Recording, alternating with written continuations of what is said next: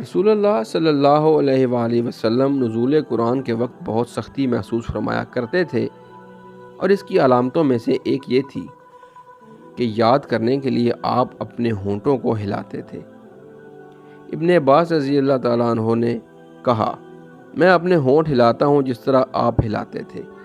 سعید کہتے ہیں، میں بھی اپنے ہونٹ ہلاتا ہوں جس طرح ابن عباس کو میں نے ہلاتے دیکھا۔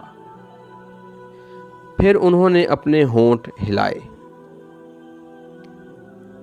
ابن عباس رضی اللہ عنہ نے کہا، پھر یہ آیت اتری کہ اے محمد، قرآن کو جلد جلد یاد کرنے کے لیے اپنی زبان نہ ہلاؤ، اس کا جمع کر دینا اور پڑھا دینا ہمارا ذمہ ہے۔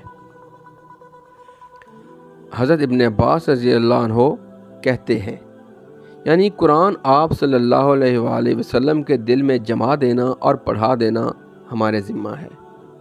پھر جب ہم پڑھ چکیں تو اس پڑھے ہوئے کی اتباع کرو۔ ابن عباس فرماتے ہیں، اس کا مطلب یہ ہے کہ آپ اس کو خاموشی کے ساتھ سنتے رہو، اس کے بعد مطلب سمجھا دینا ہمارے ذمہ ہے۔ پھر یقیناً یہ ہماری ذمہ داری ہے کہ آپ اس کو پڑھو۔ چنانچہ اس کے بعد جب آپ کے پاس حضرت جبریل علیہ السلام وحی لے کر آتے تو آپ توجہ سے سنتے۔ جب وہ چلے جاتے تو رسول اللہ صلی اللہ علیہ وآلہ وسلم اس وحی کو اسی طرح پڑھتے جس طرح حضرت جبریل علیہ السلام نے اسے پڑھا تھا۔